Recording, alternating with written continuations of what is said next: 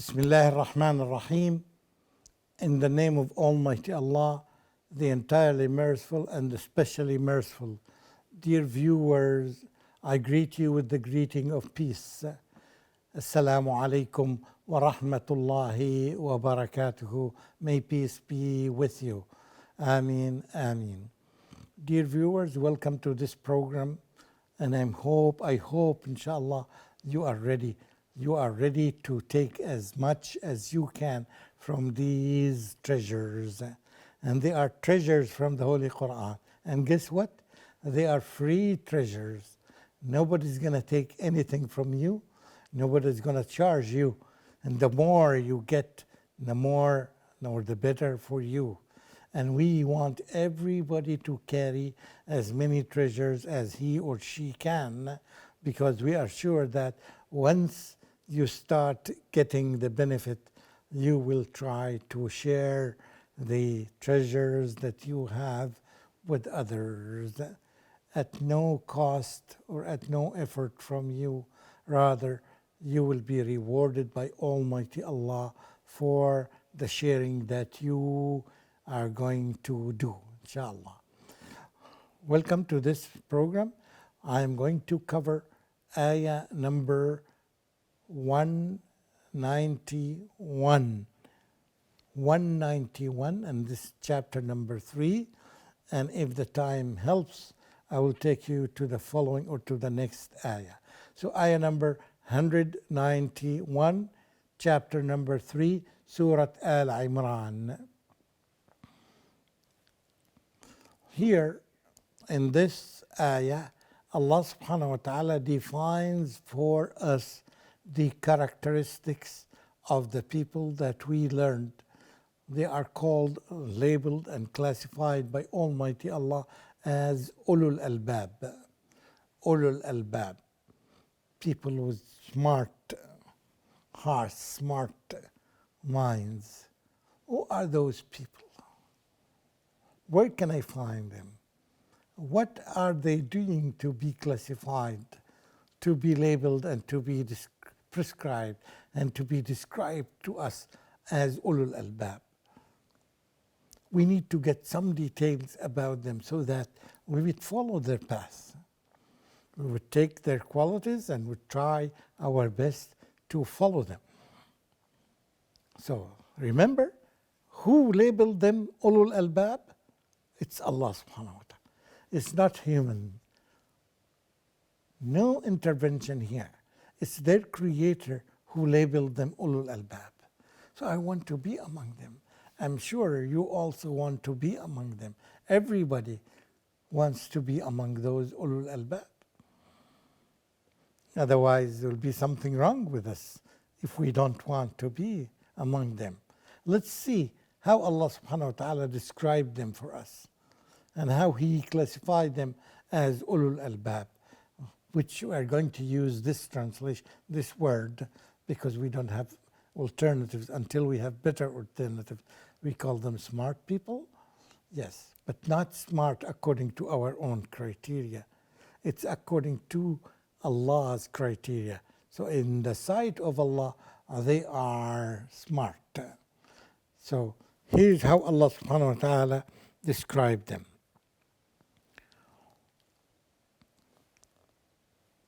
أعوذ بالله من الشيطان الرجيم.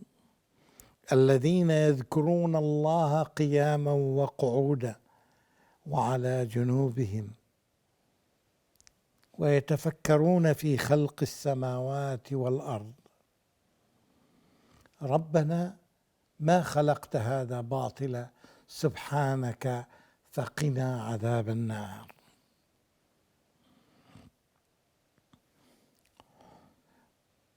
Those who remember Allah always and in prayers, standing, sitting, and laying down on their sides, and think deeply about the creation of the heavens and the earth, saying, Our Lord, you have not created all this without purpose. Glory to you. Exalted are you above all that they associate with you as partners. Give us salvation from the torment of fire. The simple translation, but it gives us an idea of how things are going on. Here, Allah subhanahu wa ta'ala tells us the first quality, there are two main qualities of those people who are classified as ulul albab, or smart people. Ulul albab. This is one quality, and this is one quality. The first quality that they have is they are characterized by this quality of making dhikr. Making dhikr. What's making dhikr? They all the time remember and mention the name of Allah. In all the situations, wherever they are, as long as the situation is suitable for that. So they all the time, they mention and remember Allah subhanahu wa ta'ala. They remember Allah while they are standing, while they are sitting, while they are laying down on their sides. In other words, in all positions, of course, provided that they are in clean environment. This is understood. But their quality here is remembering Allah all the time. While I'm sitting now, I'm remembering Allah. I'm talking about Allah. While you are sitting now, you are listening to this and remembering Allah and mentioning the name of Allah subhanahu wa ta'ala. And while you are even lying down and relaxing, and you are mentioning Allah subhanahu wa ta'ala, and you are remembering Him. In all situations, in all kinds of positions, you can do this. You can do this while you are doing a work that may not require a lot of deep thinking. You are cooking something or doing something that's easy, that does not require a lot of focus on it. So you can do the remembrance and the mentioning by your tongue while your hands can be doing any other thing. And this gives us a very important thing. Gives us how important the issue of prayer, the 5 daily prayer, is in our life. And how important to focus deeply on the words that we say when we mention Allah, and the words we say in our prayer. At the same time, the dhikr is much more than the prayer, the daily prayer. I can make dhikr while I'm in the bus. I can make dhikr while I am driving my car. I can say Subhanallah, walhamdulillah, wa la ilaha illallah, wallahu akbar. I can make dhikr while I am preparing breakfast. I am doing simple things that does not require a lot of focus, but my focus is on the dhikr. I can do a lot of dhikr. I can do a lot of adhkar during out all the 24 hours if I have time for it. But not while you are focusing on another thing, because this definitely will affect negatively the quality of your dhikr. We all the time, that's why we specify some special times, like after the prayers, we have sometimes some minutes to make pure dhikr. But still, even though in our life, as I said, mentioned, while I'm commuting, while I'm driving, while I'm doing simple tasks in my life, while I'm cooking, while I'm stitching, while I'm doing these things that does not require a lot of focus, I can mention the name of Allah subhanahu wa ta'ala. Subhanallah, walhamdulillah, wa la ilaha illallah, wallahu akbar. And I can do a lot of this. So I'm getting a lot of rewards whereas other people are not doing that. They are focusing only on one task at a time, even if it is a simple time. They forget to mention, some people finish their prayer and hurry up out of the mosque to start doing their daily life, their daily tasks. Some others would say, no, I'll stay extra 5 minutes or extra 10 minutes because I know this time is quality time and I wanted to give this quality time to Allah subhanahu wa ta'ala, so I would use it in a proper way, in a better way than other human beings are using their time. This is kind of smart people. So we said that they have two qualities. One quality is that they remember Allah excessively. The more they can. The more you can, the better. And Allah subhanahu wa ta'ala commanded us, اذكروا الله ذكرا كثيرا. Remember and mention Allah subhanahu wa ta'ala as much as you can. It's open. It's not limited. It depends on your time and how you organize it. So be among the smart people and use your time effectively by focusing on your adhkar. So this is the first quality that they have. The second quality that goes hand in hand, yes, so is what? وَيَتَفَكَّرُونَ. And they reflect, they think deeply, they ponder. Think on what? Think of what? And here is the difference. Think of the quality that what you are doing, reflecting upon وَيَتَفَكَّرُونَ فِي خَلْقِ السَّمَاوَاتِ وَالْأَرْضِ. Oh, now they reflect upon the creation of the heavens and the earth. They reflect upon the signs of Allah. They reflect upon the ayat of Allah. They know how to use their time.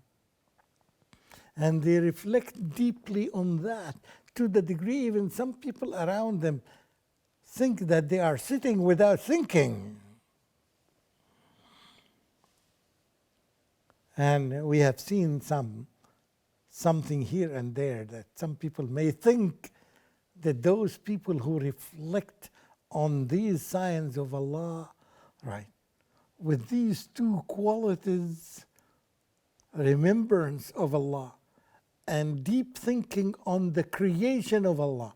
But unfortunately, this quality is not easy. A lot of people think to the degree that they waste their time. They think of trivial things. Before they buy something, not even a car, not even a bike, even a pen, they may visit 3 or 4 or 5 shops, and they drive to many places to decide which book,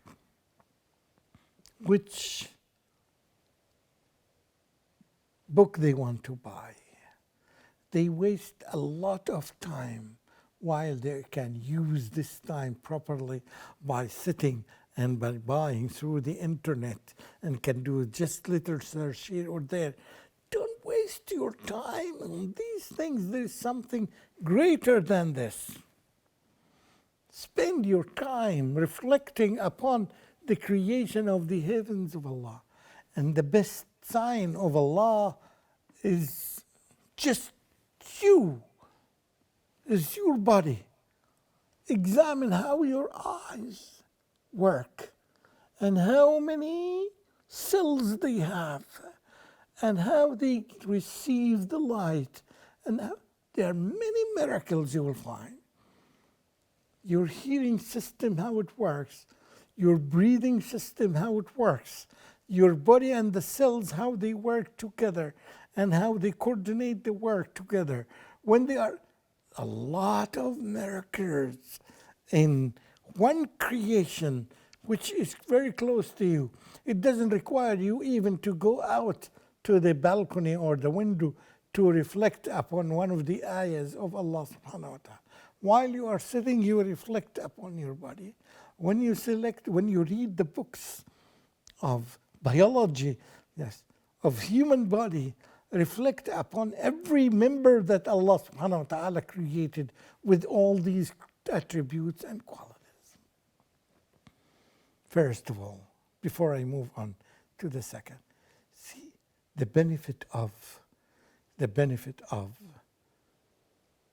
remembrance, excessive remembrance of Allah and mentioning Allah and making tasbih and making dhikr and reflecting upon the creation of Allah. Don't waste your life by reflecting on trivial things. Buy trousers you are going to buy or buy shoes. The natural thing, the natural outcome that happens out of these two things, which are what we said, remembrance and reflecting upon the creation of Allah, what happens? Immediately your heart is open up to belief. As a result of what you have done, Allah opens up your heart. And here the belief comes to your heart and rests in your heart and your mind. You immediately come to this conclusion by saying, رَبَّنَا مَا خَلَقْتَ هَذَا بَاطِلًا. You have not created these things without a purpose. Everything that Allah created in this universe is for a purpose. Subhanak. You immediately glorify Allah subhanahu wa ta'ala as a sign, as a result of the belief that came to your heart and mind.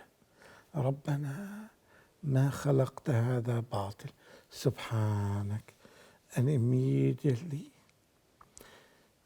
you ask Allah, فَقِنَا عَذَابَ النَّارِ, save us from the torment of fire. Ameen, Ameen. And we among those ulil albab ask Allah subhanahu wa ta'ala to save us from